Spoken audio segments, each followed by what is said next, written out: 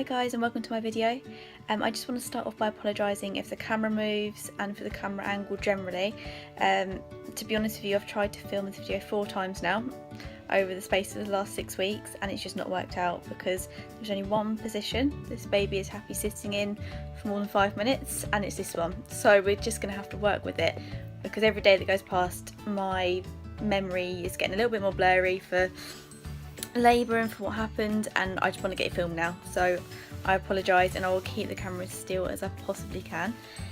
So I'm just going to jump right in because I've got a ticking time bomb right here.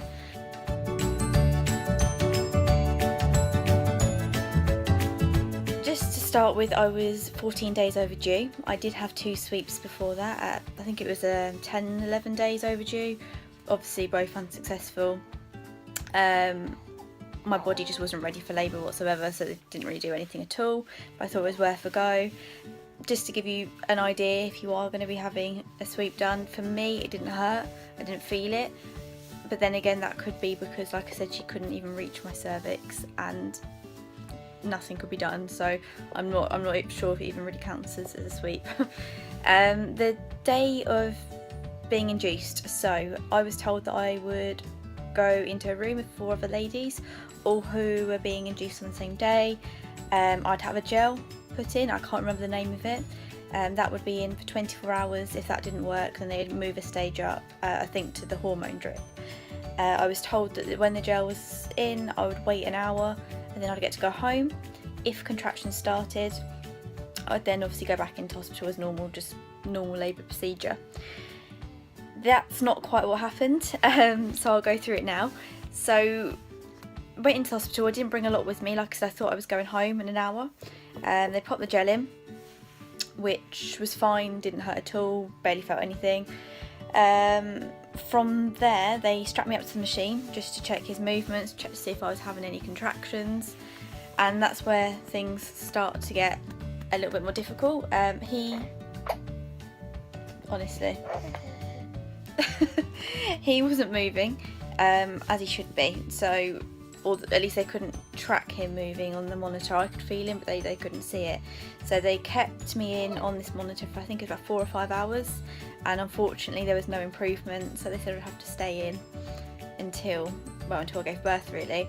I was so upset because I thought I was going home, my dog was at home, I had everything there, and I just didn't want to stay in the hospital. But it was, you know, what can you do? So my partner went home, grabbed our stuff, came back, and in all honesty the next sort of 6 hours was pretty uneventful. We just did a lot of sitting around. I didn't think it was working, and that was it really. So I thought, right, this isn't working, so it's going to be ages yet, I'm going to have to go onto the drip. And then all of a sudden, after about 6 to 8 hours, I started getting sort of light contractions. I just felt like really mild period pains, and they continued for a couple of hours. And I remember saying to my partner, this is fine, I'm gonna breeze through this, they're not even that bad. And that's when things changed. So it got to about, I think it was about midnight, and the contractions started really hurting. I was starting to really struggle, and I was offered some painkillers, so just paracetamol and tramadol, so just tablets, which I took. In my eyes, they didn't really help. I don't know if maybe it's just because the contractions were getting worse, so I don't know, but it got to the point about an hour later where I was in agony. Fast forward the next 2 hours, I can't actually describe the pain, I can't think of a word to describe it, but it was intense. I think apparently it's where I was induced, according to the midwives, because your body isn't ready for labour. It sort of throws you in, you sometimes miss a few of the steps of contraction, so rather than build up, it was intense. It was worse than I expected. I'm not trying to scare anyone here, I'm just going to be completely honest. I just want to say that when I do go through this, my story wasn't straightforward, and I don't want to scare anyone. Everyone's different. Some people breathe through labour, and hopefully that'll be everyone else, and if I have another baby, hopefully that'll be me. But I have to be honest, and it was incredible. The pain was like nothing I'd ever felt.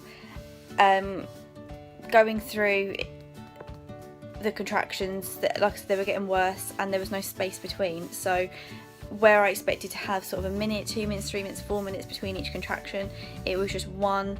It'd reach its peak, then it would die down, and there'd be another. There was no, as far as I could tell, there was no time in between. And I think that's what I really struggled with, because it felt as though I couldn't catch my breath. It got to the point that for each contraction I was being sick just through the pain, and I know everyone wants to know what contractions feel like, and like I said, I really can't describe it. It's like a pain I've never felt before, and it's definitely the worst pain I've ever felt in my life by 1,000 times. But I'm still here, and I would still have another baby. So they can't be that bad, but at the time I would have chopped my leg off to stop the pain, to be honest with you. The plan and my birth plan going into hospital was originally to have no pain relief apart from gas and air, and to have a water birth. So they wheeled me over to the labour suite and ran me a bath, to which I was then refusing to get into because I was in so much pain. Honestly, I couldn't stand. I could barely breathe, and they kept trying to convince me to get in, saying it would sort of help with pain, but maybe I'm wrong, I never got in, but I don't think it would have helped. I don't think it would. To me, it was too far. Maybe in the early stages of contractions it would have sort of relaxed my body, but at this point I was in full throe of contractions. I can't see it helping. To an extent I regret getting in, but like I said, at the time I just couldn't. Like I said, I was planning on having no pain relief at all. At this point it's about 4 a.m, and I was begging for any sort of pain relief. At that moment in time I would have taken anything. I would have done anything just to get out of the situation. They offered me pethidine, I think it is. There is a injection in your leg. I was really anti this before I was given birth, because I know it passes over to your womb, and as bad as it is and as selfish as it is, I just said yes. Like I said, I felt like I was dying. They gave me the shot, and this is where things start to get really blurry. Like I said, I was really tired at this point, and I was on painkillers plus the pethidine, and apparently I fell asleep / passed out for a couple of hours. I don't really remember it at all. I remember just waking up to the midwife shouting and panicking, because apparently I was pushing in my sleep. My body just completely took over, and I just started pushing. I think I was only about 6-7 centimetres dilated, so it was obviously bad, because they said it would inflame my cervix and this, that and the other, so they were trying to get me to stop, but honestly I wasn't pushing myself, it was just happening. I was trying to stop it, but I couldn't. It's a bit like if you need to sneeze, it just happens. I was, again, now I was awake, I was in incredibly intense pain. I was begging for an epidural. They kept saying, oh, it's not in your birth plan. I said, I don't care, just give it to me. And they said, actually, it's probably better you have the epidural, because otherwise you're going to keep pushing and you're going to cause some real damage. If you have the epidural, it should slow things down. I was so pleased. I don't know how much time passed. Again, I think I passed out a little bit for a while. Next thing I know, someone was in giving me an epidural. I was scared because I thought it was going to really hurt. In all honesty, I didn't even know it happened. I don't know if maybe it was where I was in so much pain already, I just couldn't feel it, but it didn't hurt, didn't feel anything, nothing at all. If they hadn't have told me they'd done it, I wouldn't have known. All I do remember is when the first bit of pain relief went in from the epidural. It was the best feeling I've ever felt in my life.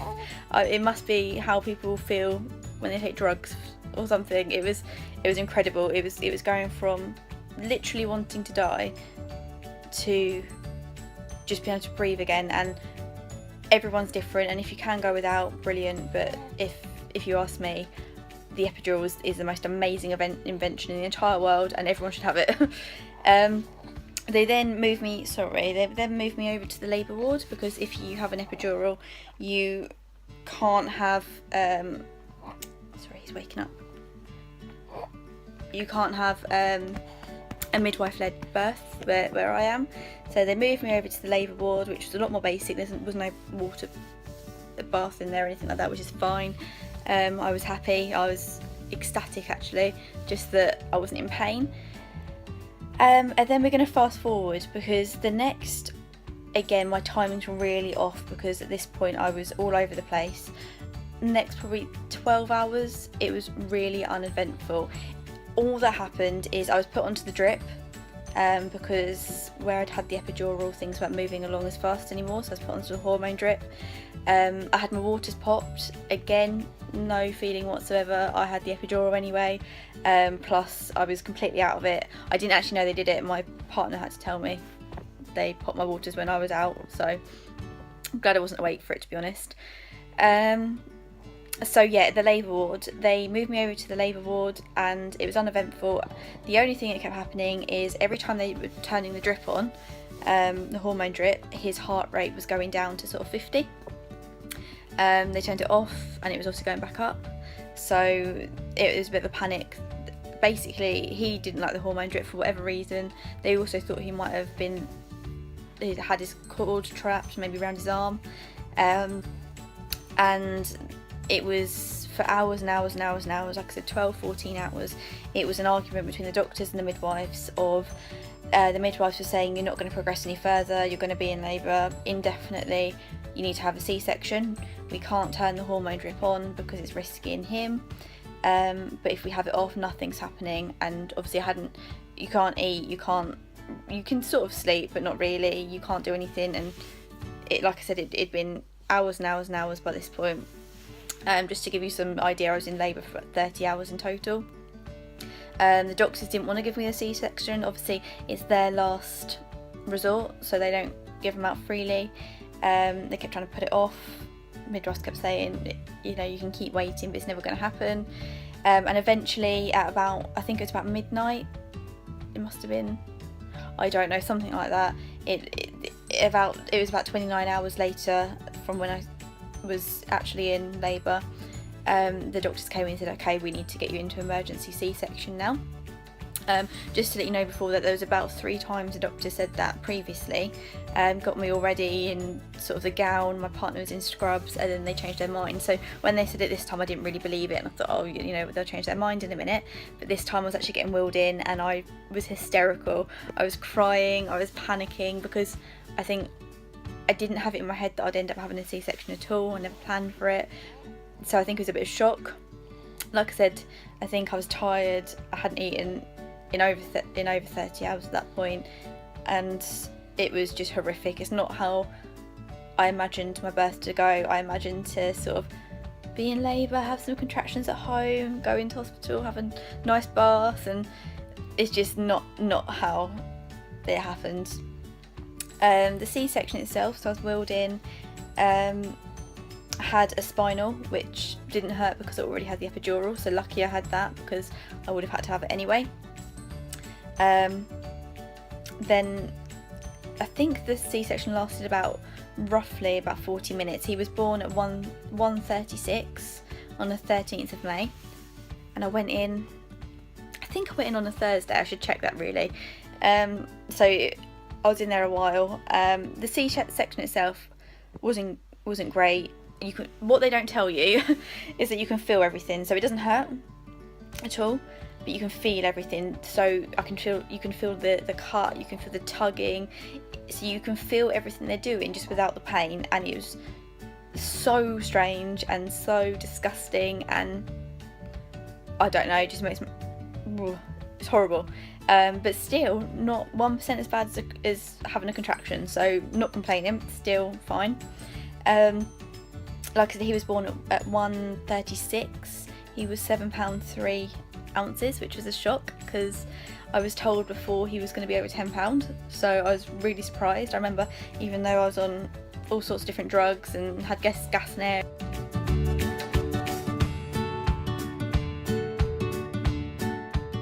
Sorry about that, my camera just died. So I think I was saying that, yeah, so £7.3, much smaller than I expected. He was then put on my chest. It was amazing. Nothing that I could have ever imagined. I was worried before because I've never really been around children, newborns, just hadn't that. I don't know, I had all sorts of worries that I wouldn't feel how I was supposed to and all this sort of thing, and everything changes once you have that baby on your chest, and it was incredible.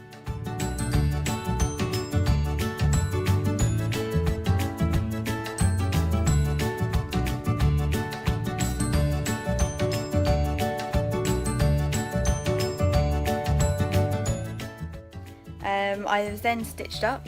The only thing I will say about the C-section is during the stitches I could feel it. So not immediately, but I think the pain relief was starting to wear off towards the end, and it wasn't painful, but I think because I knew what was happening, I knew it was stitches, and I sort of, it was getting a little bit painful and I started to panic.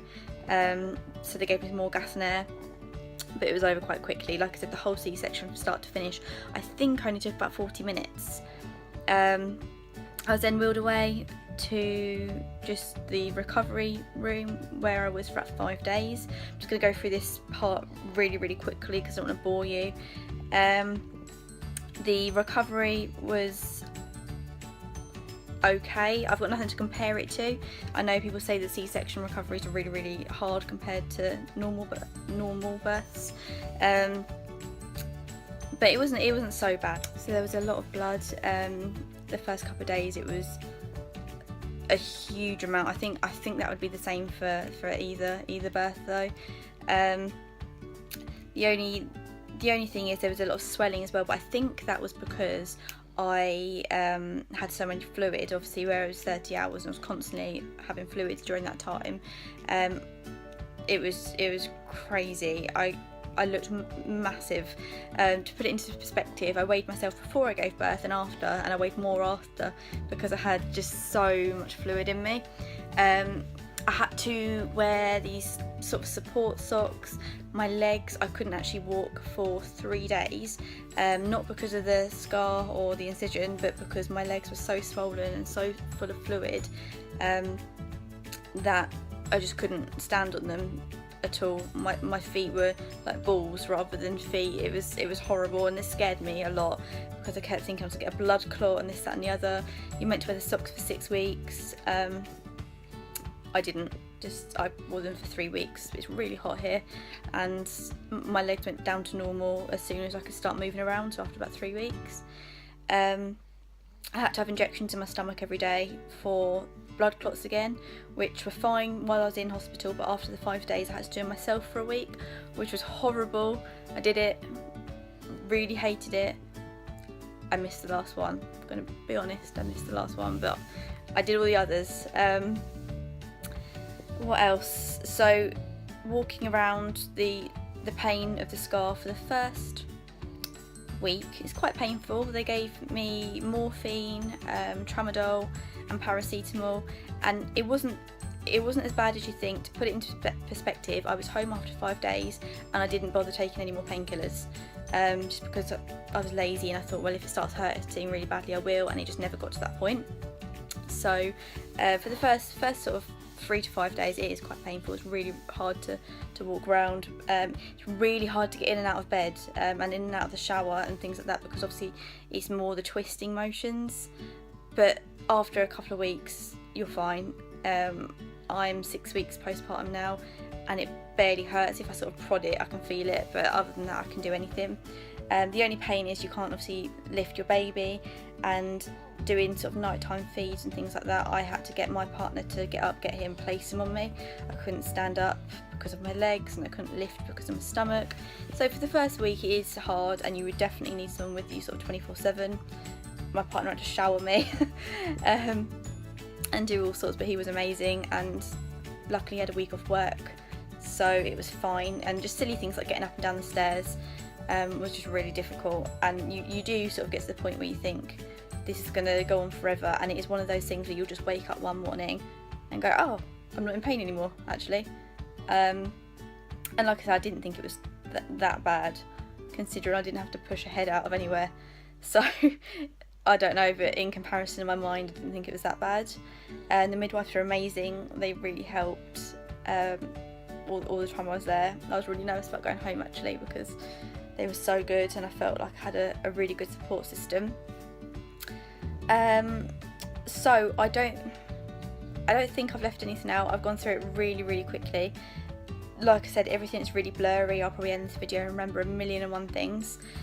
And like I said, although my birth plan went out the window and things happened, you know, as they shouldn't, it doesn't mean everyone else's is going to.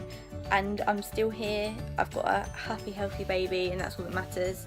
And next time round, which I'm already thinking there'll be a next time round, so again it can't have been that bad, I'm probably going to stick to a cesarean, because once you've had one, in my head I just think it'd be easy to have another, and I never want to have a contraction again in my life.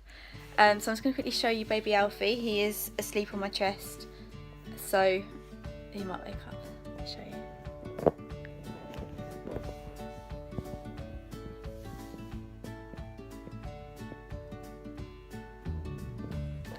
So he's fast asleep there. And that's my labour story. So like I said, I probably missed out 1,000 things. There's probably loads you want to know that I've not mentioned, so if you have any questions at all, please leave them down below and I'll answer as much as I can. And my nan is actually knocking at the door right now, so I'm going to end the video here. Thank you for watching.